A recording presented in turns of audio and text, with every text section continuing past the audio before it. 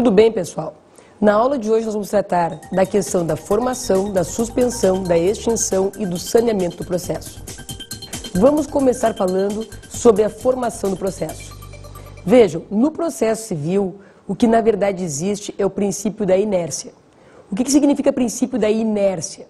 Significa que o juiz não pode, de ofício, mandar ajuizar um processo. Vejam, o processo civil ele vai começar por iniciativa da parte. Agora vejam, depois que o processo se inicia, ele vai, na verdade, se desenvolver por impulso oficial. Então vejam, o que nós temos é o princípio da inércia combinado com o princípio do impulso oficial. Ou seja, o processo não existe sem que a parte provoque. Mas depois da demanda ajuizada, o que vai acontecer? O juiz vai, então, fazer com que o processo se desenvolva através do princípio do impulso oficial. Bom, quando eu ajuizo uma ação, o que vai acontecer? Ela vai ser registrada. Tem que ter o registro de quem são as partes, qual é o número do processo. Então, a primeira etapa que vem, que está prevista no artigo 251 do CPC, é a questão do registro. Todo processo é registrado? Sim, todo processo é registrado. Nem todo ele é distribuído, né? E por que nem todo ele é distribuído? Porque, na verdade, existem comarcas que têm a chamada vara judicial, e aquela vara judicial que ela é única, inclusive, em sentido de número. Vejam, a vara judicial, na verdade, ela é única em matéria? Sim, mas algumas vezes ela não é única em número. Então é aquele juiz da vara judicial, ele julga penal, civil, trabalhista, ele vai julgar, enfim, de tudo, porque naquele local não tem nem justiça do trabalho e ele acaba tendo que julgar isso daí também. Não tem federal, ele acaba se investindo de competência também. Vai julgar também causa de família, enfim, ele julga de tudo. Vara judicial. Bom, nesse caso de vara judicial, que tenha só uma, não precisa então fazer distribuição, porque vai ter que ir para aquele juiz. Agora, se tiver mais de um juiz, aí eu faço então distribuição.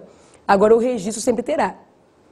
Falando em distribuição, vamos aqui comentar, né, a distribuição da ação e depois vamos analisar a questão do artigo 253 que teve reformas. Vejam, distribuição do processo. Vejam, quando eu faço a distribuição do processo, eu não vou dirigir para o juiz determinado. Eu vou, na verdade, distribuir a ação e ela vai ser sorteada para um determinado juiz, tá? Mas isso através de um sorteio que eu não posso escolher, seria muito fácil, né? Se eu pudesse escolher, eu escolheria sempre aquele juiz que tem decidido favoravelmente ao tipo de ação que eu proponho. Então eu não tenho como escolher juiz. Só que existem casos em que eu vou ter que distribuir a minha ação por dependência. Vejam, esses casos estão previstos no artigo 253 do CPC, a distribuição por dependência.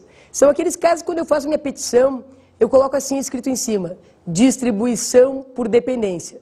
Ou seja, eu peço que aquela minha ação, ela vá para ficar junto com uma ação que já está ajuizada. Aí sim, eu indico qual é o juízo que eu quero, porque na verdade a minha ação correrá junto com outra. Vamos agora, né, analisar o artigo 253, cada um dos incisos. Vamos ouvir o que diz o inciso 1. Código de Processo Civil, artigo 253. Distribuir-se-ão por dependência as causas de qualquer natureza. Inciso 1º, quando se relacionarem por conexão ou continência com outra já ajuizada. Aqui é o caso, na conexão e na continência, de identidade de elementos de ação. Veja, na conexão eu tenho o quê? Ou a causa de pedido ou o pedido idênticos. Na continência eu tenho as mesmas partes, mas a causa de pedido e um pedido de uma ação mais abrangente do que da outra. O que acontece? Se eu já sei que tem uma ação que é conexa ao continente à minha, a ajuizar, o que eu faço? Eu ajuizo a minha e distribuo por dependência. Acontece, e não poucas vezes, que as pessoas não sabem já da ação ajuizada e ajuizam a sua ação. E aí que muitas vezes, posteriormente, tem que haver a reunião de ações que leva, na verdade, a uma modificação de competência. Agora, se eu já sei, eu distribuo por dependência. Vamos ao caso do inciso 2. Inciso 2º. Quando, tendo sido extinto o processo sem julgamento de mérito, for reiterado o pedido, ainda que em litisconsórcio com outros autores, ou que sejam parcialmente alterados os réus da demanda. Esse é um dos casos mais interessantes que nós temos. Veja, na verdade, esse inciso ele vem sendo melhorado. Ele foi primeiro vítima lá da Lei 10.358. Depois veio a Lei 11.280 e alterou também de novo. Mas por que tantas alterações? Esse é o caso daquele clássico do advogado que ele ajuizava a ação quando caía diante de um juiz, que na verdade ele conhecia o entendimento não lhe era favorável, esse advogado pedia a desistência da ação, para tentar justamente, né, reajuizar a ação e para que caísse com outro juiz que lhe favorecesse numa liminar ou até mesmo na sentença. Vejam, primeiramente a legislação, né, que reformou esse inciso, ela tratou de dizer o seguinte, que vai se distribuir para o mesmo juiz. O que aconteceu? Como o advogado se viu obrigado a distribuir para o mesmo juiz, portanto não adiantando pedir a desistência da ação, ele teve uma ideia. Ele tratou então de alterar parcialmente as partes daquela demanda.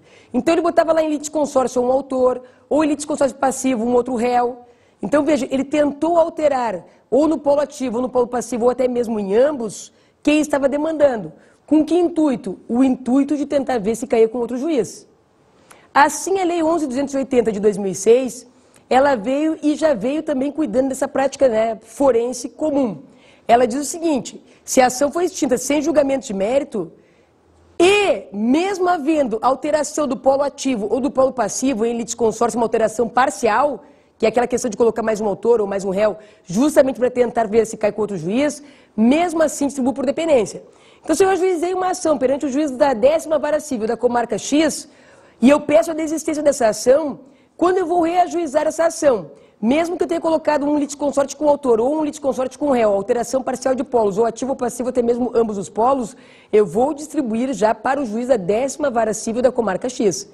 A intenção da legislação aqui, da reforma, foi justamente evitar essa história do ajuizar e desistir, para ver se a ação cai com o juiz que tem um entendimento que é favorável ao advogado. Vamos analisar o próximo caso. Inciso 3º. Quando houver ajuizamento de ações idênticas ao juízo prevento. Também objeto da reforma da Lei 11.280, esse inciso 3 trata da questão também do jeitinho esse da prática forense. Vejam, acontecia bastante do advogado, na verdade, ele ajuizar várias ações para depois ver no sorteio com que juiz caía. E aí, deixando a ação com aquele juiz que ele acha que o entendimento lhe é favorável, pedir então a extinção das demais ações. Vejam, o que o legislador diz? Se o advogado tem essa tendência, se ele quer realmente ajuizar várias ações idênticas, vejam, mesmas partes, mesma causa de pedido, mesmo pedido, mas ajuizar várias, justamente para ver qual é o juiz que caem, para escolher aquele juiz que é o melhor, eu tenho que mandar tudo para o mesmo juiz. Olha, eu digo para vocês, se isso daqui é uma prática forense, para justamente o advogado tentar escolher o juiz que lhe é mais favorável no entendimento, esse inciso, na verdade, ele acaba sendo inútil, porque nenhum advogado vai ajuizar ações idênticas e remeter ao mesmo juízo. Já imaginaram? Eu faço uma primeira ação e aí faço as idênticas daquelas ali e remeto ao mesmo juízo porque a lei manda. Então, na verdade, o que ele deveria dizer é o seguinte: é proibido ficar distribuindo ações idênticas tentando escolher o melhor juiz. Agora, dizer que eu vou mandar tudo para o mesmo juízo é uma forma indireta de tentar proibir. Agora, o que acontece? Acaba ficando muito ruim para o candidato de exame de ordem. Não só para o exame de ordem de qualquer concurso.